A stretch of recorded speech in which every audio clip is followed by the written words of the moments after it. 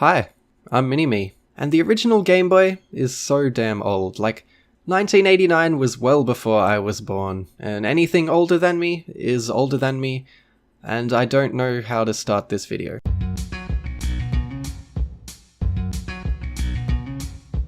Faceball 2000 is a first-person shooter released in 1991 based on the 1987 Atari ST game called minimme, somehow featuring 16-player deathmatch, AI enemies which have different personalities, and some groovy music. It's incredible what's been achieved here. Obviously, the simplistic gameplay, ridiculously bad frame rate, and short draw distance are a byproduct of this being an FPS on the Game Boy, but this is indeed an FPS on the Game Boy, and that's kind of mind-blowing, especially considering how early this came out. Like, putting it in perspective, this was released 6 months before Wolfenstein 3D, which is really weird to think about.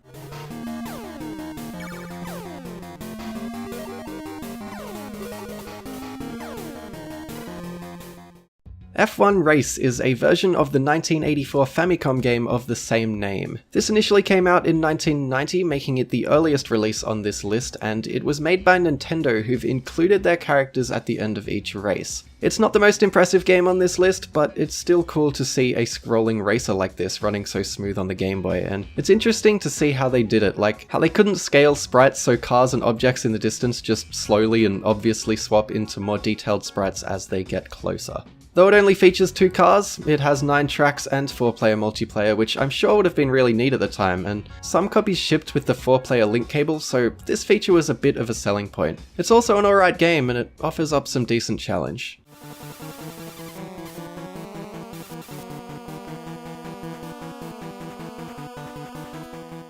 Reis Drivin by Atari from 1993 features racing and driving, and it's also an attempt to port an older game to the Game Boy. This was released in arcades and on the Atari ST, the SNES, and the Amiga before making its way to the Mega Drive and the Game Boy as a simultaneous release. Its 3D graphics, as simple as they look, are actually really interesting in that this seems to use very basic polygonal graphics, and how the tracks elevate and weave, or how there are buildings on the side of the road, or how you go through tunnels really shows off a surprisingly powerful engine. Of course, the frame rate is inconsistent and bad, and the game is no fun. The sound genuinely gave me a headache to the point where I had to take a break from making this video, but it is interesting to see how this takes a realistic approach with its speedo and its manual transmission.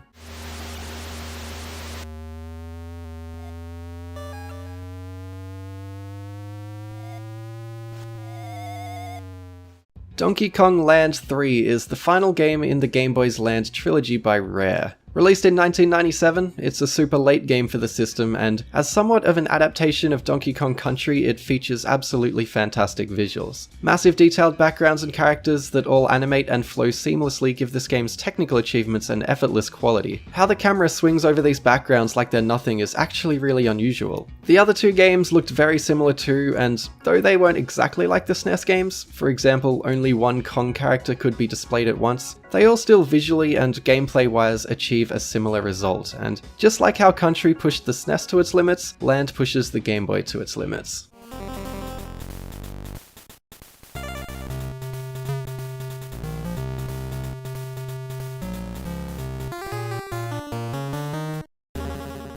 X is a first-person tank game developed by Nintendo and released only in Japan in 1992. It uses a wireframe vector-based approach for its 3D effect, and the results speak for themselves. Not only is it visually complex and smoother than other 3D Game Boy games, it's designed fairly intricately for the system too, with an open world of sorts, various purchasable upgrades, tunnel segments, a fuel system, and the ability to both drive on the surface and launch up and fly around.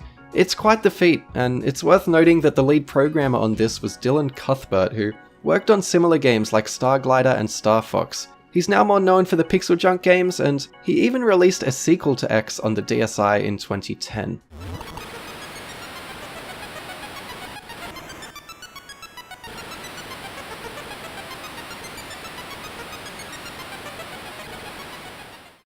And with that, we have 5 graphically impressive OG Game Boy games. Besides X, all of these games are sort of an adaptation of another game, and it could even be argued that X is sort of just Star Glider.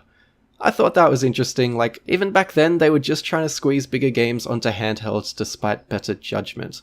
I actually really enjoyed making this video. It sort of felt like a glimpse into a childhood I didn't have. What I mean by that is how you never really hear about the bad or average games from the past. Tetris, Pokemon, and Super Mario Land have all gone down as part of the Game Boy's history, but playing stuff like F1 Race or Faceball 2000 somehow feels closer to what owning one of these in the early 90s was actually like. I don't know, that's just a train of thought I had. If you've made it this far, thanks for watching, and have a good one.